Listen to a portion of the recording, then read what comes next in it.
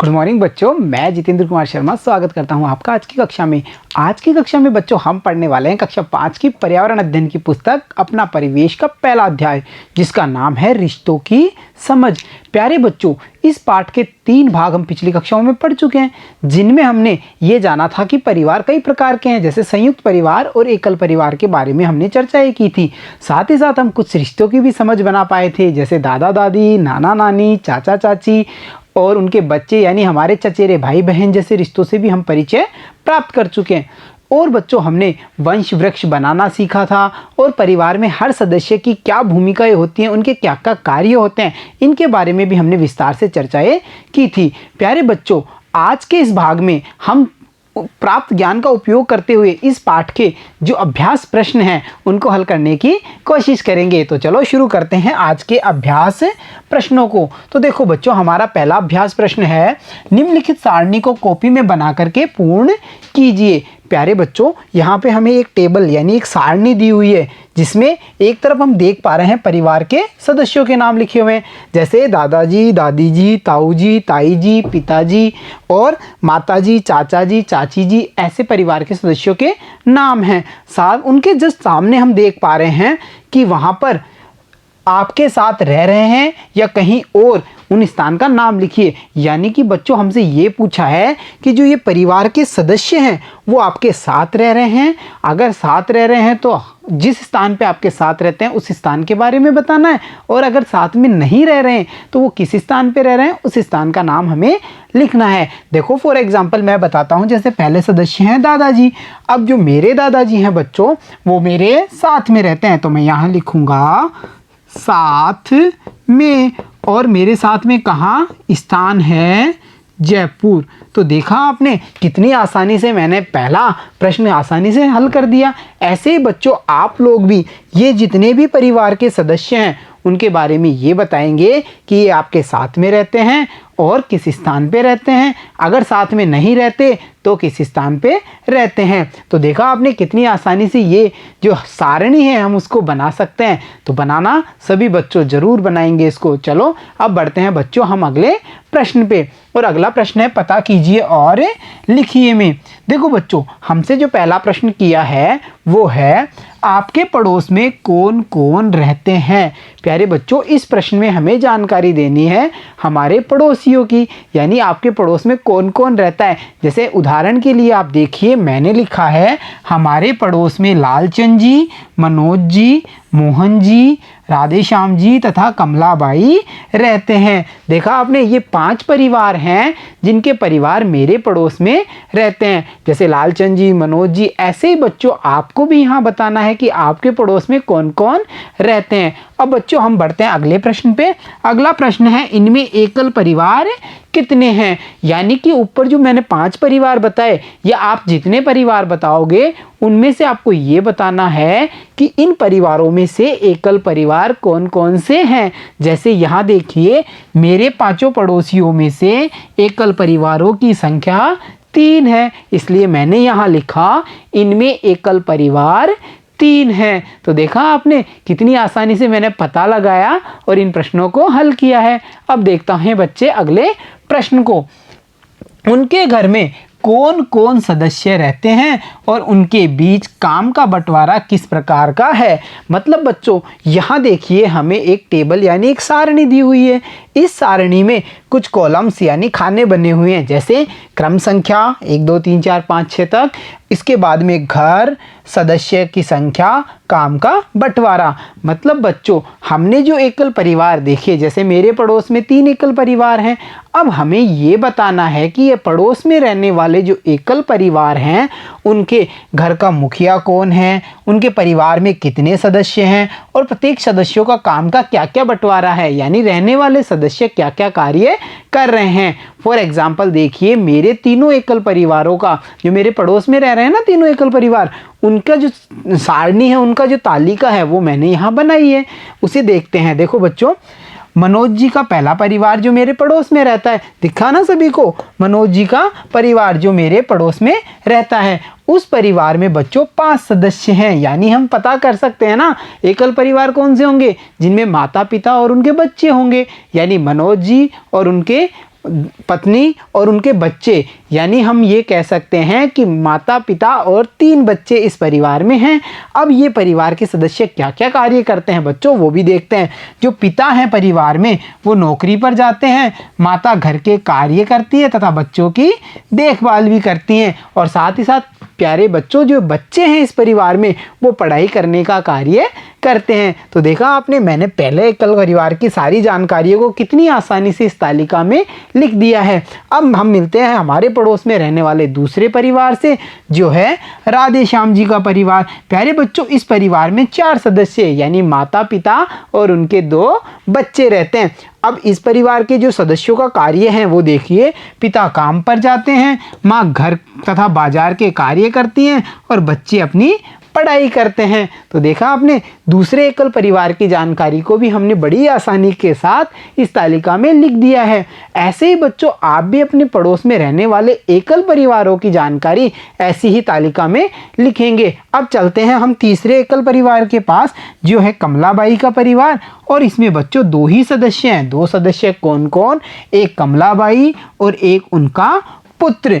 जो कमलाबाई हैं वो घर के कार्य करती हैं तथा पुत्र नौकरी करने का काम करता है। तो देखा बच्चों आपने, कितनी आसानी से मैंने प्राप्त ज्ञान का उपयोग करके और पता लगा करके इस सारणी को पूरा किया है। ऐसे ही आप भी अपने पड़ोस में रहने वाले एकल परिवारों का पता करेंगे और इस सारणी को पूरा करेंगे। तो चलो बच्चों, अब बढ़ते हैं हम अगले प्रश्न पे। और अगला जो हमारा प्रश्न है प्यारे बच्चों, वो है इनमें संयुक्त परिवार कितने हैं। मतलब बच्चों, जैसा कि मैंने सबसे जो पहला प्रश्न था कि आपके पड़ोस में कौन कौन रहता है, उसमें मैंने बताया था ना मेरे पड़ोस में 5 परिवार रहते हैं। तो बच्चों, हमें यहाँ ये बताना है कि उन 5 परिवारों में से या आपके पड़ोस में जो भी रहते हैं उन परिवारों में से कितने परिवार संयुक्त परिवार हैं। और संयुक्त परिवार कौन से वाले हैं, याद है ना हमें, जिनमें दादा दादी, ताऊ ताई, चाचा चाची और बच्चे सभी मिलकर के रहते हैं, यानी एक बड़ा परिवार। उन परिवारों की संख्या आपके पड़ोस में कितनी है, यहाँ पे हमें बताना है। तो देखो बच्चों, मेरे पड़ोस में संयुक्त परिवारों की संख्या 2 है, क्योंकि एकल परिवार 3 और कुल मेरे 5 ही तो पड़ोसी थे। इस वजह से मैंने यहाँ लिखा है इनमें संयुक्त परिवारों की संख्या 2 है। आपके पड़ोस में जितने संयुक्त परिवार हैं उनकी संख्या आप यहाँ पे लिखेंगे। अब देखिए बच्चों, हमें ये तो पता चला भाई संयुक्त परिवारों की संख्या कितनी है, पर अब जो अगला प्रश्न है वो क्या पूछता है, वो पूछता है उनमें कौन कौन सदस्य रहते हैं और उनके बीच काम का बंटवारा किस प्रकार का है। मतलब बच्चों, जैसे हमने एकल परिवार की तालिका तैयार की थी, वैसे ही हमें यहाँ इन संयुक्त परिवारों की तालिका को तैयार करना है। तो चलो, इन दोनों संयुक्त परिवारों की तालिका आपके लिए, मतलब आपको देखने के लिए, समझने के लिए कि भाई कैसे हम तैयार करेंगे, मैंने तैयार की है। तो देखते हैं उस तालिका को। जैसे पहला जो परिवार है बच्चों, वो है लालचंद जी का संयुक्त परिवार। किसका परिवार, लालचंद जी का। देख पा रहे हैं सभी, पहला संयुक्त परिवार लालचंद जी का है, जिसमें परिवार में सदस्यों की संख्या 15 है। इतने सारे, क्योंकि ये कैसा परिवार है, संयुक्त परिवार, जिसमें सदस्यों की संख्या बहुत ही ज़्यादा हो सकती है। अब इसमें देखो बच्चों, जैसे हम देख रहे हैं दादाजी दादी जी घर की देखभाल, सब्जी लाना तथा जो अन्य बड़े सदस्य हैं, पुरुष सदस्य, वो बाहर कमाने जाते हैं, और जो घर की महिलाएं हैं वो घर और बाहर के कार्य करती हैं, और बच्चे अपनी पढ़ाई का कार्य करते हैं। वैसे ही जो दूसरा संयुक्त परिवार है वो है मोहन जी का, और इसमें सदस्य संख्या 10 है। इस परिवार में भी जो रहने वाले सदस्य हैं उनके कार्यों का बंटवारा है वो इस हिसाब से है। देखो, बड़े पुरुष सदस्य व्यवसाय संभालते हैं और घर के बाहर के कार्य भी करते हैं, जैसे बाहर से घर में सामान लाना आदि वगैरह जो भी कार्य हैं वो कार्य पुरुषों के द्वारा संपादित किए जाते हैं। और जो घर की महिलाएं हैं वो घर के कार्य तथा बच्चों की देखभाल का काम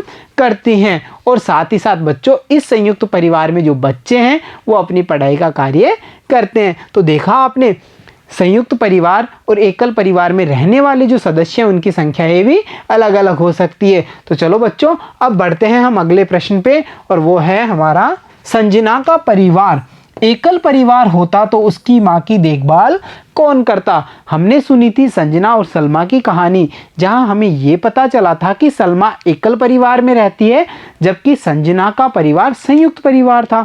तो हमसे बच्चों यहाँ पे ये कल्पना आधारित प्रश्न पूछा है कि आप कल्पना कीजिए अगर संजना का परिवार एकल परिवार होता तो उसकी माँ की देखभाल कौन करता। जहां हमने स्टोरी में देखा था ना, संजना का संयुक्त परिवार था। अब उससे विपरीत हमसे पूछा है कि अगर संजना का परिवार एकल परिवार होता तो उसकी माँ की देखभाल कौन करता। तो देखो बच्चों, हम आइडिया लगा सकते हैं ना, इतना तो सोच सकते हैं। अगर एकल परिवार होता तो उसमें कौन कौन होता, माता पिता और संजना। तो हमने ये तो जान लिया कि माँ तो बीमार है, तो जाहिर सी बात है अगर संजना का परिवार एकल परिवार होता तो उसकी माँ की देखभाल संजना के पिताजी करते या फिर संजना को खुद ही करना पड़ता। संजना और संजना के पिताजी मिलकर के उसकी माँ की देखभाल करते। तो देखा आपने, इस कल्पना आधारित प्रश्न का उत्तर हमने कितनी आसानी से दिया है। तो बच्चों अब बढ़ते हैं हम अगले प्रश्न पे, चर्चा कीजिए और बताइए में। देखो बच्चों, हमारा जो पहला प्रश्न है, एकल परिवार बनने के क्या क्या कारण है। यानी बच्चों इस प्रश्न में हमसे पूछा है कि संयुक्त परिवार से एकल परिवारों का निर्माण किन किन कारणों के कारण होता है, उन कारणों को हमें बताना है। तो देखो बच्चों, हमने जब अध्याय का अध्ययन किया था तो काफी सारे कारणों के बारे में हमने जाना था, जिन कारणों से एकल परिवारों का निर्माण होता है। तो वो कारण देखिए बच्चों, जैसे उच्च शिक्षा पाने के लिए या रोजगार या व्यवसाय के लिए जो लोग हैं वो गांवों से शहर की तरफ आते हैं। अब बच्चों होता क्या है, गांवों में बड़े बड़े मकान होते हैं परंतु शहरों में बड़े मकानों का अभाव होता है या उनका किराया इतना अधिक होता है कि वो परिवार एक साथ रह नहीं पाते। इसलिए क्या होता है कि उन्हें छोटे छोटे मकानों में रहना पड़ता है, जिससे उन लोगों में आपस में एकता नहीं रह पाती। या हम ये भी कह सकते हैं कि छोटे मकानों के कारण कम संख्या में लोग एक साथ रह पाते हैं। यानी हमने ये जाना कि उच्च शिक्षा और रोजगार वो कारण हैं जिनके कारण लोगों का पलायन होता है और जो संयुक्त परिवार हैं वो टूट करके एकल परिवार में बदल जाते हैं। साथ ही साथ देखो बच्चों, संयुक्त परिवार के सदस्यों की अधिक संख्या का होना तथा उनकी आदतों, व्यवहार, आर्थिक स्थिति तथा आय व्यय करने की क्षमताओं में अंतर होना, इन असमानताओं के कारण संयुक्त परिवार एकल परिवार में परिवर्तित हो रहे हैं। यानी बच्चों हमने ये जाना था कि संयुक्त परिवार में अनेक सारे लोग एक साथ रहते हैं। यानी जहां हम देख पा रहे थे कितने सारे लोग, ताऊ ताई, चाचा चाची, सभी रिश्तेदार एक साथ रहते हैं। परंतु बच्चों जैसा कि हम जानते हैं कि परिवार के सभी सदस्यों की जो आदतें होती हैं, उनके व्यवहार हैं, उनकी आर्थिक स्थिति है, आय करना यानी कमाने की क्षमता या खर्च करने की क्षमता अलग अलग होती है। तो ये सब वो कारण हैं जिनसे कि एक ना एक दिन जो संयुक्त परिवार हैं वो टूट करके एकल परिवार में बदल जाते हैं। क्योंकि बच्चों कोई ज़्यादा खर्च करता है, कोई कम खर्च करता है, या किसी की आदत हमें पसंद नहीं, हमारी आदत उसको पसंद नहीं। ये सब वो बातें हैं जिनके कारण संयुक्त परिवार टूट करके एकल परिवारों में परिवर्तित हो रहे हैं। इसके अलावा देखो बच्चों, संयुक्त परिवार के सभी सदस्यों के त्योहार मनाने के तरीके व जीवन शैली में निरंतर बदलाव के कारण से भी एकल परिवारों का निर्माण हो रहा है। बच्चों त्योहार मनाने का सबका अलग अलग तरीका होता है और उनकी जीवन शैली, मतलब जो पुराने लोग हैं या जो हमारे पूर्वज हैं या हमारे बड़े हैं, उनको अलग लाइफ स्टाइल जीवन शैली पसंद होगी, हमें अलग तरीके की पसंद होगी। तो हो सकता है कि हमें मुटाव की स्थिति पैदा हो जाती है। ऐसा ही बच्चों संयुक्त परिवार के सभी सदस्यों के साथ होता है कि उन्हें एक दूसरे की जीवन शैली से परेशानी होती है कि मुझे ये इस वाले स्टाइल से नहीं रहना, इस वाले तरीके से नहीं रहना, आप ऐसा मत करो। इन सब बातों के कारण बच्चों संयुक्त परिवार टूट करके एकल परिवार में विभक्त होने लग जाते हैं। तो बच्चों यहाँ हमने उन कारणों को जाना है जिनके कारण संयुक्त परिवारों से एकल परिवारों का निर्माण होता है। तो चलो अब देखते हैं अगला प्रश्न। अगला प्रश्न है, समय के साथ त्योहार मनाने के तरीकों में क्या क्या बदलाव आए हैं। मतलब बच्चों हमें ये बताना है कि जैसे पहले के त्योहार मनाए जाते थे, कितने प्यार से, कितने दिनों पहले से त्योहार की तैयारियां शुरू हो जाती थी, परंतु आजकल ऐसा नहीं होता। तो वो क्या क्या तरीके हैं, क्या क्या बदलाव हैं जो आजकल त्योहार मनाने के तरीकों में आए हैं, उन्हें ही हमें यहाँ बताना है। तो हम कैसे लिखेंगे, तो देखो पहले संयुक्त परिवार ज़्यादा होते थे और सब एक साथ मिलकर के त्योहार मनाते थे। मतलब जहाँ ज़्यादा लोग होंगे वहाँ त्योहार मनाने का आनंद ही अलग होता है कि सब कितनी सारी खुशियाँ आपस में बांटते हैं और मज़े से त्योहार बनाते हैं। साथ ही साथ देखो बच्चों, लेकिन अब क्या हो गया है, एकल परिवार होने से परिवार के कम लोग मिलकर के त्योहार मनाते हैं। यानी परिवारों की सदस्य संख्याओं में कमी होने के कारण अब एकल परिवार ही एक जगह बैठ करके मिलकर के त्योहार मनाते हैं, यानी कम संख्या में लोग इकट्ठा होकर के त्योहार मनाते हैं। और साथ देखो, अब त्योहार पर सभी रिश्तेदारों के यहाँ जाना संभव नहीं होता। कैसे बच्चों? पहले देखो, संयुक्त परिवार है, वहाँ सब सदस्य साथ रहते हैं। जैसे ताऊ जी से मिलना हो तो वहीं रह रहे हैं, चाचा जी वहीं रह रहे हैं, बुआ वहीं रह रही है, सारे परिवार के सदस्य रिश्तेदार वहीं रह रहे हैं। परंतु बच्चों, एकल परिवार होने के कारण अब हर रिश्तेदार अलग अलग जगहों पर रहना शुरू कर देते हैं। तो अब हम इतना संभव नहीं हो पाता कि एक थोड़े से समय के लिए ही सबसे मिल सके, ऐसा भी संभव नहीं हो पाता, क्योंकि कोई रिश्तेदार दिल्ली रहता है, कोई जयपुर, कोई जोधपुर, अलग अलग जगहों पर हमारे रिश्तेदार रहते हैं। तो आजकल ये संभव नहीं हो पाता कि हम सभी रिश्तेदारों से मिल सकें। और साथ ही साथ देखो बच्चों, सबसे बड़ी बात, अब त्योहारों पर दिखावा बढ़ने लगा है। पहले की तुलना में अब त्योहार सीमित समय के लिए ही मनाए जाते हैं। बच्चों, आजकल दिखावा ज़्यादा होने लग गया है त्योहारों पर। पहले एक प्रेम होता था, उसकी कमी होने लग गई है। साथ ही साथ बच्चों, पहले त्योहार काफ़ी समय तक मनाए जाते थे। जैसे दीपावली आने वाली है तो 15-20 दिन पहले से ही उसकी रौनक हमें दिखने लग जाती थी। घरों की सफाई होना, लोग मस्ती करना। इसी प्रकार होली आती थी तो लोग फाग गाना 1 महीने पहले ही चालू कर देते थे। परंतु आजकल ऐसा नहीं होता, त्योहार केवल सीमित समय के लिए ही मनाए जाते हैं। तो बच्चों, ये वो परिवर्तन है जो त्योहार मनाने के तरीकों में आज हम देख पाते हैं। तो आया समझ में कि त्योहार मनाने के जो तरीके हैं उनमें क्या क्या बदलाव आ चुके हैं। तो बच्चों, अब बढ़ते हैं हम अगले प्रश्न पे। और अगला प्रश्न है, आप अपने रिश्तेदारों के यहाँ कब कब जाते हैं? तालिका की पूर्ति कीजिए। देखो बच्चों, हमें यहाँ एक तालिका दी हुई है जिसमें कई सारे कॉलम हम देख पा रहे हैं, जहाँ पे पहले कॉलम में हमें पता चल रहा है कुछ रिश्तेदारियों के नाम, जैसे नाना जी, नानी जी, दादाजी, दादी जी, ताऊ जी, ताई जी, चाचा जी, चाची जी। ऐसे रिश्तेदारों के नाम यहाँ तालिका में पहले कॉलम में हम देख पा रहे हैं। अगले कॉलम में हमसे पूछा है, क्या आप इनके साथ रहते हैं? यानी हमें जवाब देना है हाँ या नहीं में। उसके बाद में अगले कॉलम में हमसे पूछा है, अगर साथ नहीं रहते हैं तो उनके पास में कब कब जाते हैं? अगर आप साथ नहीं रहते तो आपको बताना है कि आप उनके पास में कब कब जाते हैं। तो देखो बच्चों, फॉर एग्जाम्पल मैं बताता हूँ आपको एक, जैसे पहला रिश्ता है नाना जी और नानी जी। तो क्या आप इनके साथ रहते हैं? तो मैं यहाँ लिखूँगा नहीं, मैंने लिखा नहीं। और फिर आगे मुझे पूछा है कब कब आप इनके यहाँ पे जाते हैं? तो बच्चों, जब भी कोई कार्यक्रम होता है, कार्यक्रम या कोई गर्मियों की छुट्टियां, हमारी समर वेकेशन होती है ना, तब मैं हमारे ननिहाल जाता हूं। तो ऐसे ही आपको भी बताना है कि आप इन रिश्तेदारियों के साथ रहते हैं हाँ या नहीं में। और आगे आपको बताना है, अगर आप साथ में नहीं रहते हैं तो इनसे मिलने के लिए आप कब कब जाते हैं। तो देखा कितनी आसानी से हम इस तालिका को पूरा कर सकते हैं। तो बच्चों, अब हमने क्या क्या समझा, क्या क्या जाना, और अब हमारा उसको बताने का समय आ गया है। यानी इस अध्याय से हमने कितनी समझ बनाई है, उसके आधार पे अब हमें इन अभ्यास प्रश्नों को हल करना है। तो चलो शुरू करते हैं। जाना समझा, अब बताइए में। देखो बच्चों, रिक्त स्थानों की पूर्ति कीजिए। प्यारे बच्चों, यहाँ पे हमें एक रिक्त स्थान दिया हुआ है जिसके उचित शब्द का प्रयोग करते हुए हमें पूर्ति करनी है। तो चलो हम वाक्य को पढ़ते हैं।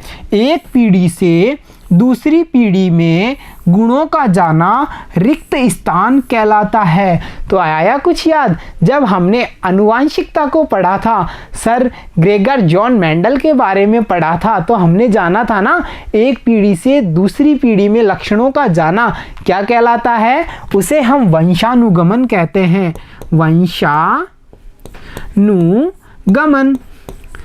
उसे हम वंशानुगमन कहते हैं। तो देखा कितनी आसानी से प्राप्त ज्ञान का उपयोग करते हुए हमने इस प्रश्न को आसानी से हल कर दिया। अब चलते हैं बच्चों हम अगले प्रश्न पे। अगला प्रश्न है, अनुवांशिकता के क्षेत्र में कार्य करने वाले किन्हीं 2 वैज्ञानिकों के नाम लिखिए। तो ये तो कितना आसान प्रश्न है। अध्याय के अध्ययन के दौरान हमने जाना था 2 महान वैज्ञानिकों के बारे में जिन्होंने अनुवांशिकता पर अपने कई सारे प्रयोग किए, कई सारे शोध पत्र लिखे। तो उनके नाम ही हमें यहाँ पे लिखना है। और वो कौन कौन है देखो। देखो ग्रेगर जॉन मेंडल साहब और डॉक्टर हरगोविंद खुराना, ये दो वैज्ञानिक हैं जिन्होंने आनुवंशिकता पर अपने कार्य किए हैं। तो देखा बच्चों, प्राप्त ज्ञान का उपयोग करते हुए हमने कितनी आसानी से प्रश्नों को हल किया है। और अब हमारा अगला प्रश्न है, वंशानुगत लक्षण कहाँ कहाँ से प्राप्त होते हैं। बच्चों, वे लक्षण जो पीढ़ी दर पीढ़ी जाते हैं उन्हें हम वंशानुगत लक्षण कहते हैं।